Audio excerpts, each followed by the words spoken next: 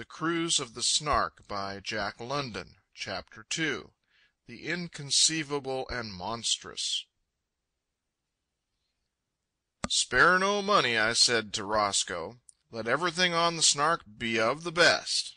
And never mind decoration. Plain pine boards is good enough finishing for me.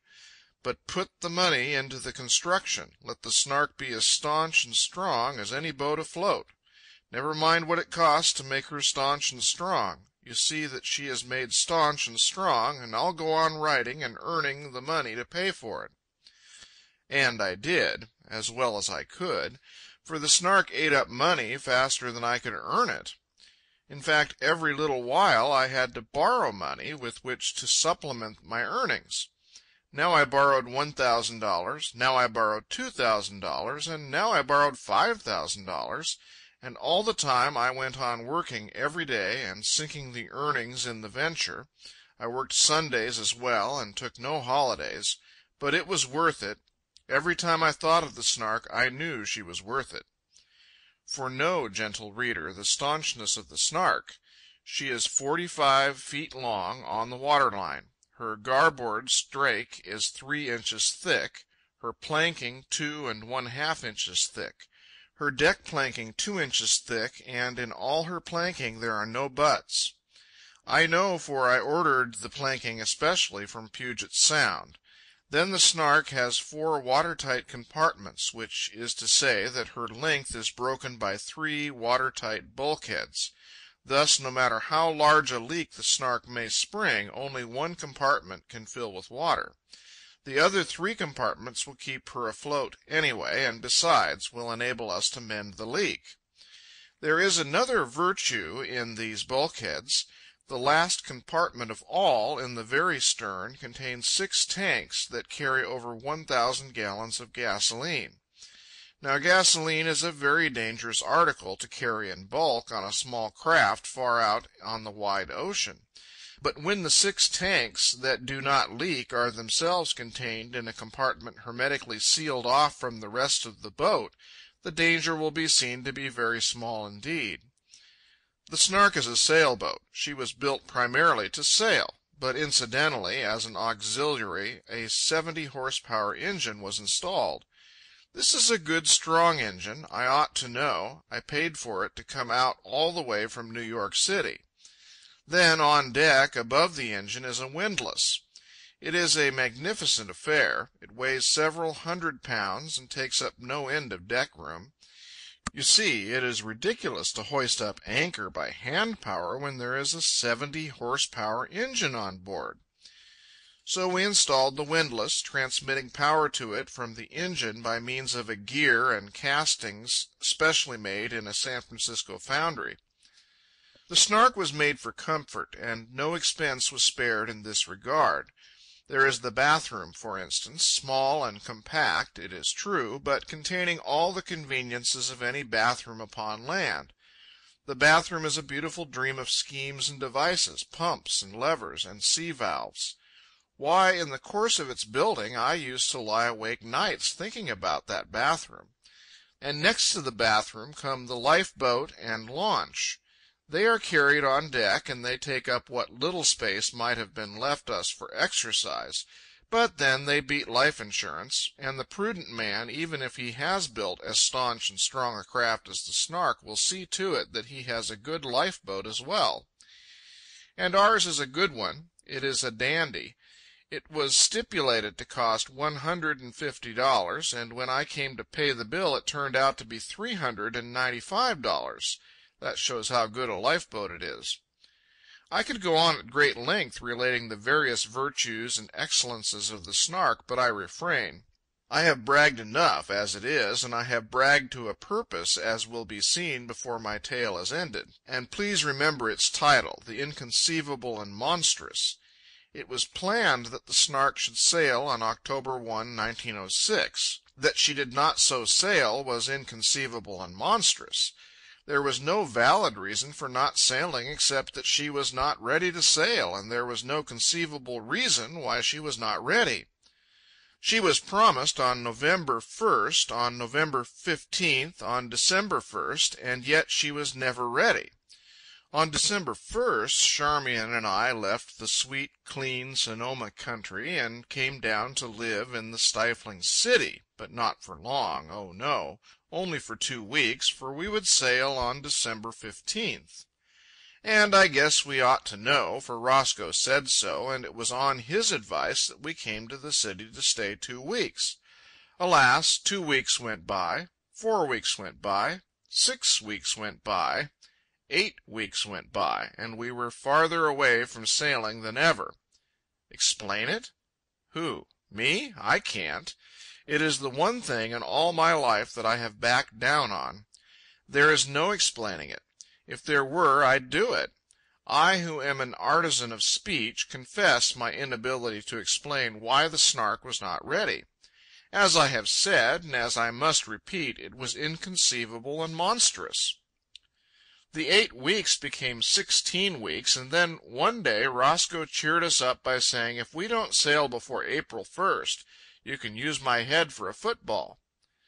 2 weeks later he said, I'm getting my head in training for that match. Never mind, Charmian and I said to each other, think of the wonderful boat it is going to be when it is completed. Whereat we would rehearse for our mutual encouragement the manifold virtues and excellences of the Snark. Also I would borrow more money, and I would get down closer to my desk and write harder, and I refused heroically to take a Sunday off and go out into the hills with my friends. I was building a boat, and by the eternal it was going to be a boat, and a boat spelled out all in capitals, B-O-A-T, and no matter what it cost, I didn't care, so long as it was a boat. And oh, there is one other excellence of the Snark upon which I must brag, namely her bow. No sea could ever come over it. It laughs at the sea, that bow does. It challenges the sea. It snorts defiance at the sea. And withal it is a beautiful bow. The lines of it are dreamlike. I doubt if ever a boat was blessed with a more beautiful and at the same time a more capable bow. It was made to punch storms. To touch that bow is to rest one's hand on the cosmic nose of things. To look at it is to realize that expense cut no figure where it was concerned. And every time our sailing was delayed, or a new expense was tacked on, we thought of that wonderful bow and were content. The Snark is a small boat.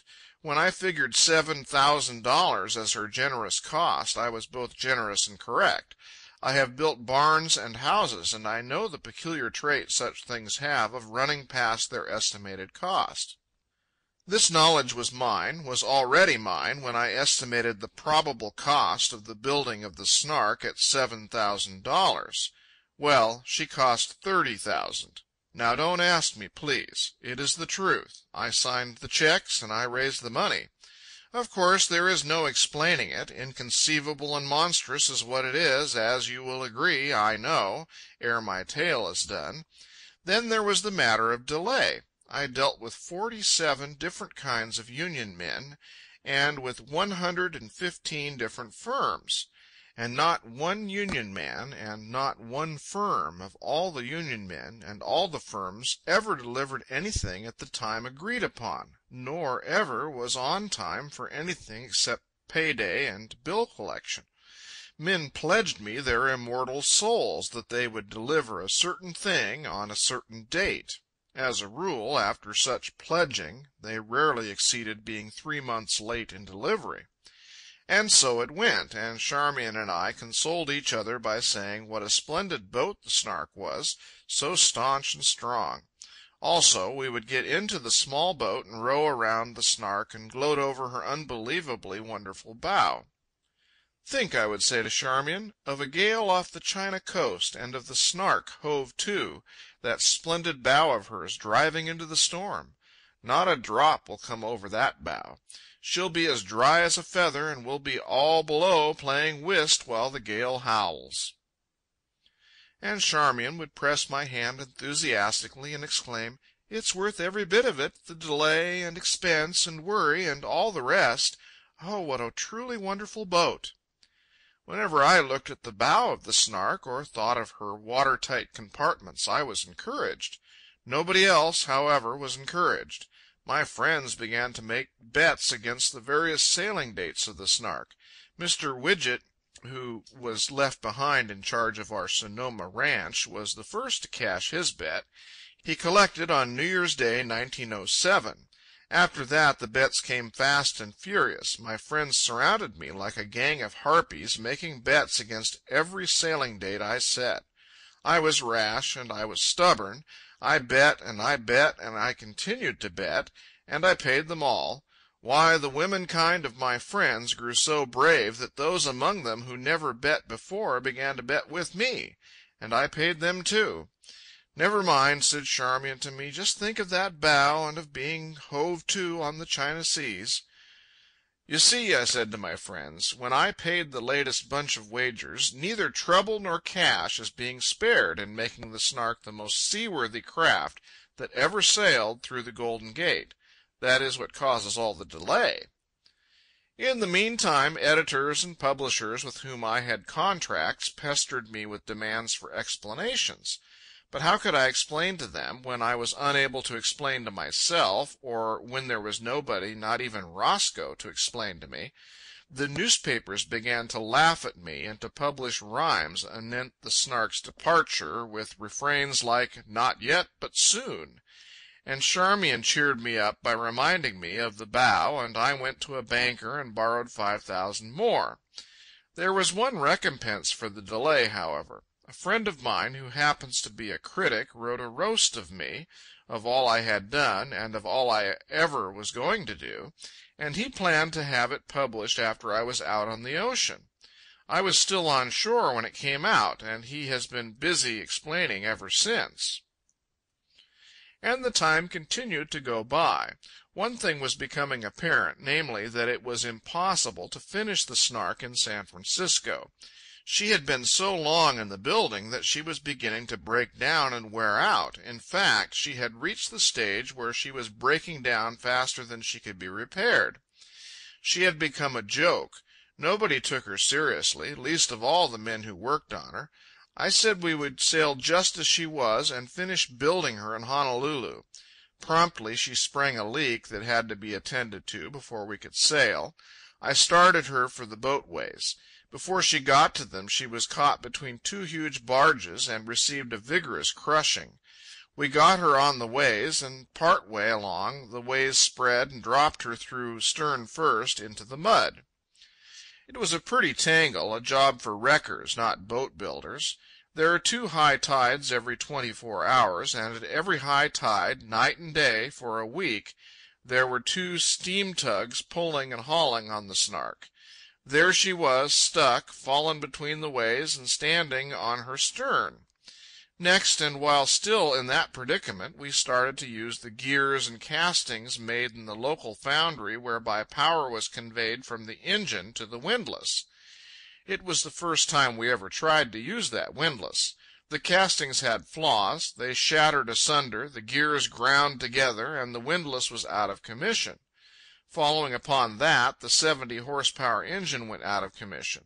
This engine came from New York, so did its bed plate. There was a flaw in the bed plate. There were a lot of flaws in the bed plate. And the 70-horsepower engine broke away from its shattered foundation, reared up in the air, smashed all connections and fastenings, and fell over on its side. And the Snark continued to stick between the spread ways, and the 2 tugs continued to haul vainly upon her. "Never mind," said Charmian. "Think of what a staunch, strong boat she is." "Yes," I said, "and of that beautiful bow." So we took heart and went at it again. The ruined engine was lashed down on its rotten foundation. The smashed castings and cogs of the power transmission were taken down and stored away, all for the purpose of taking them to Honolulu, where repairs and new castings could be made. Somewhere in the dim past the Snark had received on the outside 1 coat of white paint. The intention of the color was still evident, however, when one got it in the right light. The Snark had never received any paint on the inside. On the contrary, she was coated inches thick with the grease and tobacco juice of the multitudinous mechanics who had toiled upon her. Never mind, we said, the grease and filth could be planed off, and later, when we fetched Honolulu, the Snark could be painted at the same time as she was being rebuilt. By main strength and sweat we dragged the Snark off the wrecked ways and led her alongside the Oakland City wharf.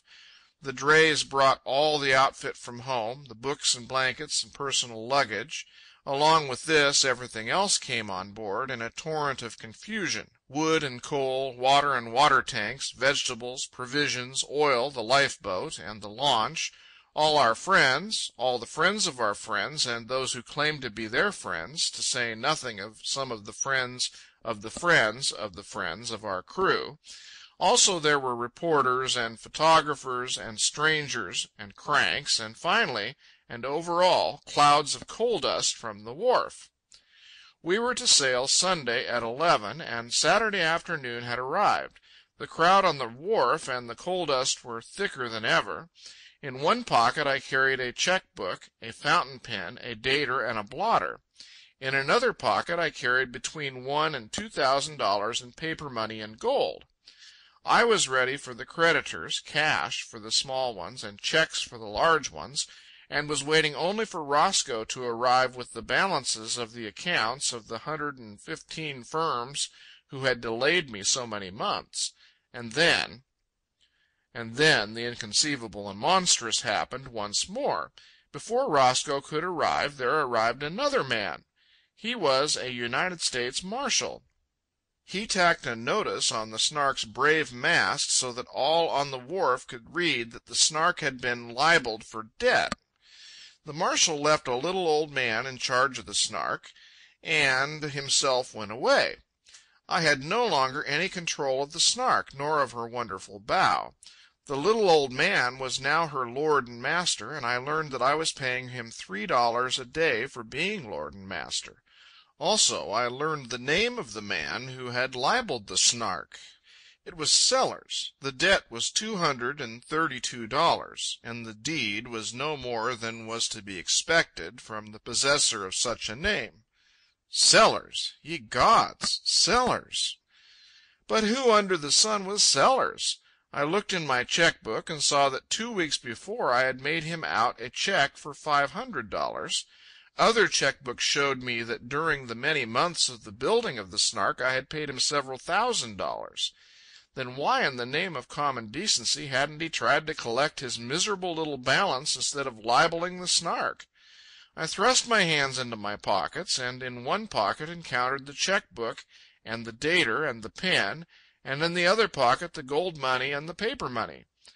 There was the wherewithal to settle his pitiful account a few score of times and over. Why hadn't he given me a chance? There was no explanation. It was merely the inconceivable and monstrous. To make the matter worse, the Snark had been libeled late Saturday afternoon, and though I sent lawyers and agents all over Oakland and San Francisco, neither United States judge, nor United States marshal, nor Mr. Sellers, nor Mr. Sellers' attorney, nor anybody could be found. They were all out of town for the week-end. And so the Snark did not sail Sunday morning at 11. The little old man was still in charge, and he said no, and Charmian and I walked out on an opposite wharf and took consolation in the Snark's wonderful bow and thought of all the gales and typhoons it would probably punch. A bourgeois trick, I said to Charmian, speaking of Mr. Sellers and his libel. A petty trader's panic, but never mind, our troubles will cease when once we are away from this and out on the wide ocean. And in the end we sailed away on Tuesday morning, April 23, 1907.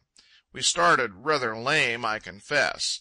We had to hoist anchor by hand because the power transmission was a wreck. Also, what remained of our 70-horsepower engine was lashed down for ballast on the bottom of the Snark. But what of such things? They could be fixed in Honolulu, and in the meantime think of the magnificent rest of the boat. It is true, the engine in the launch wouldn't run, and the lifeboat leaked like a sieve. But then they weren't the Snark. They were mere appurtenances. The things that counted were the watertight bulkheads, the solid planking without butts, the bathroom devices, they were the Snark, and then there was, greatest of all, that noble wind-punching bow. We sailed out through the Golden Gate and set our course south toward that part of the Pacific where we could hope to pick up with the northeast trades. And right away things began to happen. I had calculated that youth was the stuff for a voyage like that of the Snark, and I had taken 3 youths, the engineer, the cook, and the cabin boy. My calculation was only 2/3 off. I had forgotten to calculate on seasick youth, and I had 2 of them, the cook and the cabin boy. They immediately took to their bunks, and that was the end of their usefulness for a week to come. It will be understood from the foregoing that we did not have the hot meals we might have had, nor were things kept clean and orderly down below.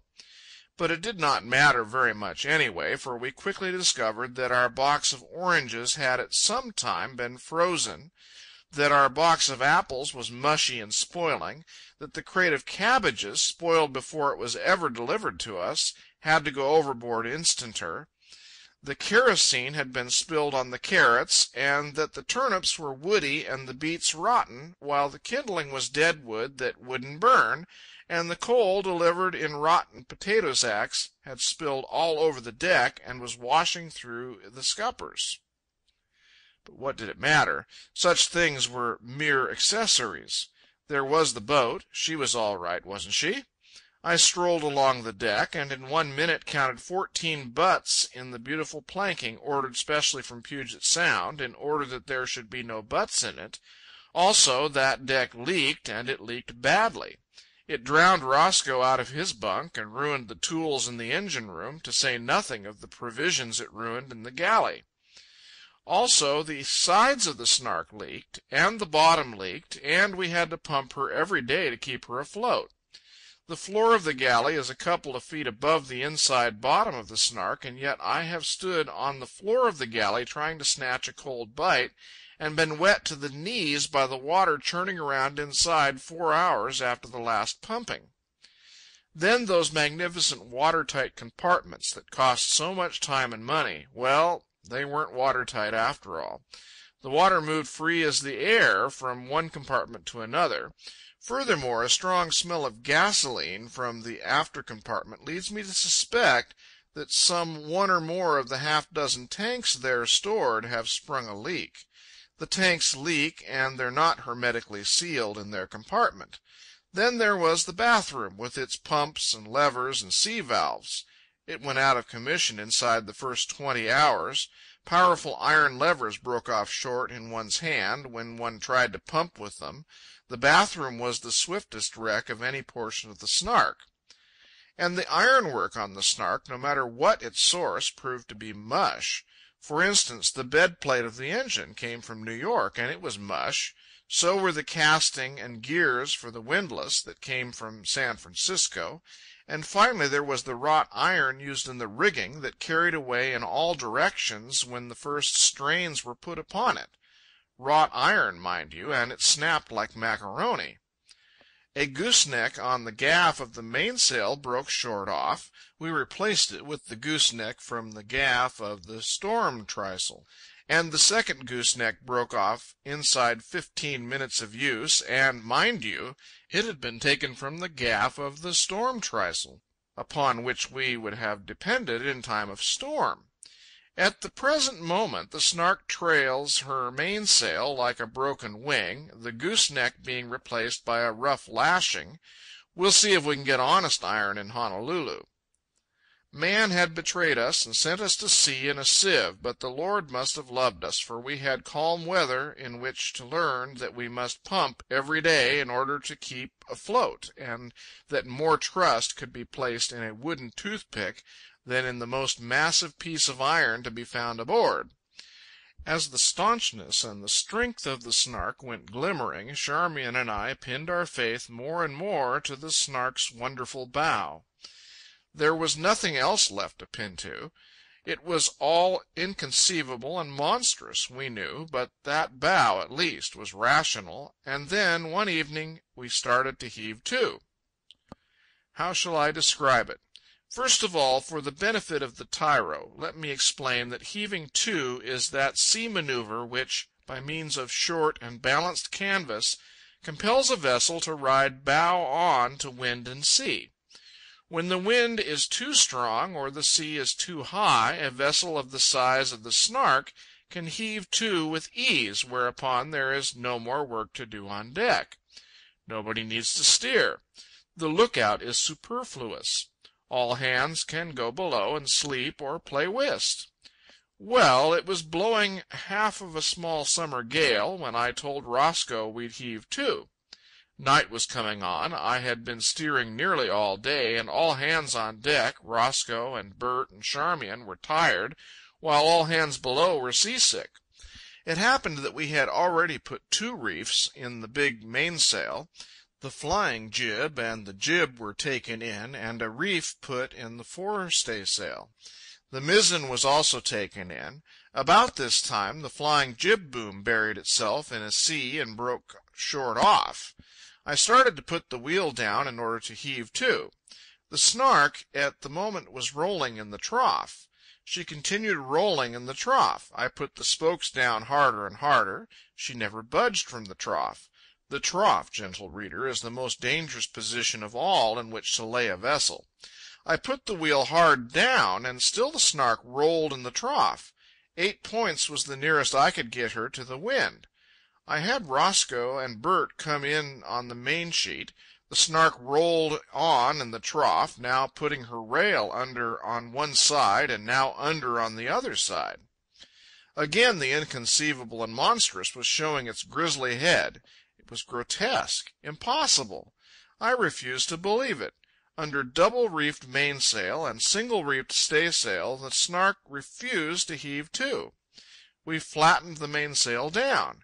It did not alter the Snark's course 1/10 of a degree. We slacked the mainsail off with no more result. We set a storm trysail on the mizzen and took in the mainsail. No change. The Snark roiled on in the trough. That beautiful bow of hers refused to come up and face the wind. Next we took in the reefed staysail. Thus the only bit of canvas left on her was the storm trysail on the mizzen. If anything would bring her bow up to the wind, that would. Maybe you won't believe me when I say it failed, but I do say it failed, and I say it failed because I saw it fail, and not because I believe it failed. I don't believe it did fail. It is unbelievable, and I am not telling you what I believe. I am telling you what I saw. Now, gentle reader, what would you do if you were on a small boat, rolling in the trough of the sea, a trysail on that small boat's stern that was unable to swing the bow up into the wind? Get out the sea anchor. It's just what we did. We had a patent one, made to order and warranted not to dive. Imagine a hoop of steel that serves to keep open the mouth of a large conical canvas bag, and you have a sea anchor. Well, we made a line fast to the sea anchor and to the bow of the Snark, and then dropped the sea anchor overboard. It promptly dived. We had a tripping line on it, so we tripped the sea anchor and hauled it in. We attached a big timber as a float and dropped the sea anchor over again. This time it floated. The line to the bow grew taut. The trysail on the mizzen tended to swing the bow into the wind, but in spite of this tendency the Snark calmly took that sea anchor in her teeth and went on ahead, dragging it after her, still in the trough of the sea. And there you are. We even took in the trysail, hoisted the full mizzen in its place, and hauled the full mizzen down flat, and the Snark wallowed in the trough and dragged the sea anchor behind her. Don't believe me. I don't believe it myself. I am merely telling you what I saw. Now, I leave it to you. Who ever heard of a sailing boat that wouldn't heave to? That wouldn't heave to with a sea anchor to help it? Out of my brief experience with boats, I know I never did, and I stood on deck and looked on the naked face of the inconceivable and monstrous, the Snark that wouldn't heave to. A stormy night with broken moonlight had come on. There was a splash of wet in the air, and up to windward there was a promise of rain squalls. And then there was the trough of the sea, cold and cruel in the moonlight, in which the Snark complacently rolled.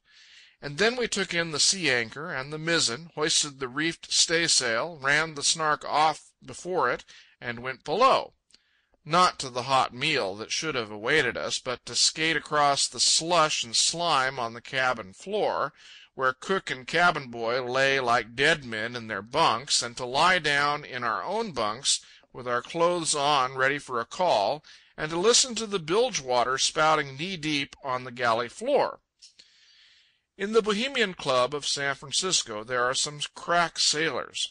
I know because I heard them pass judgment on the Snark during the process of her building. They found only one vital thing the matter with her, and on this they were all agreed, namely, that she could not run. She was all right in every particular, they said, except that I'd never be able to run her before it in a stiff wind and sea. Her lines, they explained enigmatically. It is all the fault of her lines. She simply cannot be made to run, that is all. Well, I wish I'd only had those crack sailors of the Bohemian Club on board the Snark the other night for them to see for themselves their one vital, unanimous judgment absolutely reversed. Run? It is the one thing the Snark does to perfection. Run? She ran with a sea anchor fast for'ard and a full mizzen flattened down aft. Run? At the present moment, as I write this, we are bowling along before it at a 6-knot clip in the northeast trades. Quite a tidy bit of sea is running.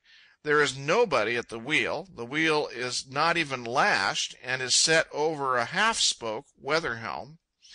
To be precise, the wind is northeast. The Snark's mizzen is furled, her mainsail is over to starboard, her head sheets are hauled flat, and the Snark's course is south-southwest.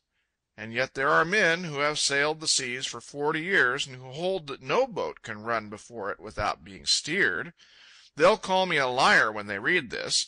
It's what they called Captain Slocum when he said the same of his Spray.